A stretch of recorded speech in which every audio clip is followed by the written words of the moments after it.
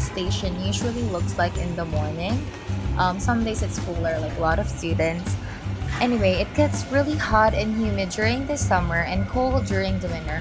So you might want to look around the platform and look for this waiting area. Of course, all stations have benches and chairs for you to sit at while you wait, but some stations have this kind of waiting areas wherein they have AC for when it's like really hot and the heater is on for when it's really cold. So that's really helpful for me and I really like that. So I'm no expert when it comes to the Japanese train system, but I did get my fair share of trial and errors, and yeah, I got lost and rode the wrong train.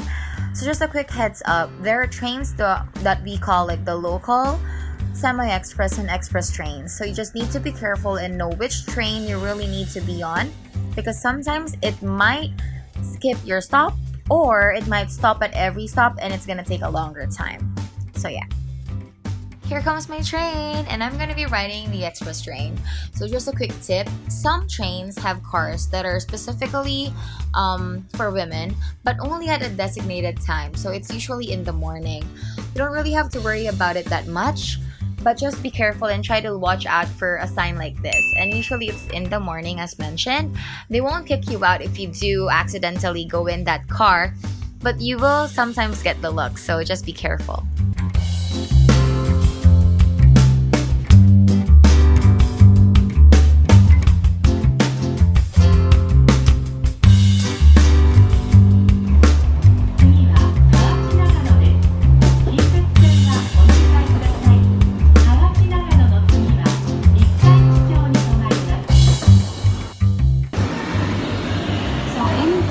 You get a train ticket and you don't have enough money, you can always just reload it here.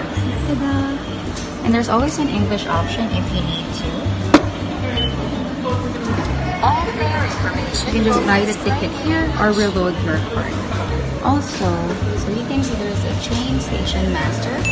So the train master is where you can load up your card and get the commuter pass. So this is what a commuter pass looks like. So you're in Japan, you can get a commuter pass that's good for a month, 3 months, or 6 months. And usually the company pays for it.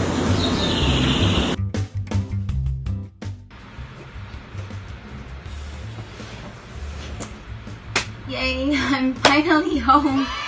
It was a really long day at work, but it was actually really good because I do also get a lot of cute hugs and moments with the kids, so that's really nice.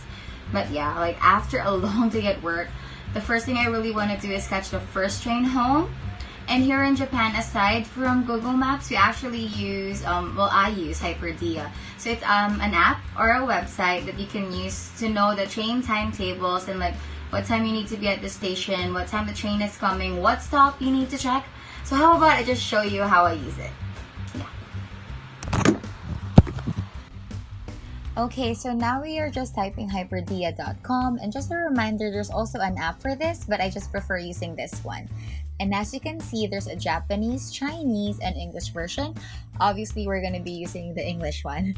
So yeah, so we're going to be typing where we're coming from. So let's say Namba Nankai to Congo, and you just have to input the date and the time. So why I really like Hyperdia, it's because you can actually search ahead of time, and they can tell you the exact time the trains are gonna be leaving even if it's in advance. And other than that, it's not just all about the trains, they also give you other options. So like if you need to use the airplane, the Shinkansen, you need a limited express or a local train, and also even walking. So it tells you like how long you need to walk to go to your transfer. So that's why I really like it, like it's so amazing. So anyway, we're just using the train. And as you can see here, there's an 8:29 train that's an express train to Congo for 25 minutes. And there's another one at 8:40. Yes, and then you can also see that there's another one at 8:42, but it's a limited express. And you can see here that there's a reserved seat. So trains like this means that you need your train ticket and also your seat ticket. And you have to pay for that seat ticket. So just have to be careful with that one. And lastly, you can see there's an 8:23 train that's a local train to Congo. It leaves earlier, but it's 55 minutes compared to the 25-minute one that leaves at 8:29. Okay, so aside from that, you can also choose the train timetable. So here you can see all the time for the next stations, like what time it's arriving and what time it's departing. So everything is here. And actually, if you go back, you can also see the commuting ticket, like how much it's gonna be for 1 month, 3 months, and 6 months, as mentioned before. So that's why I like it, and here you go. Yay!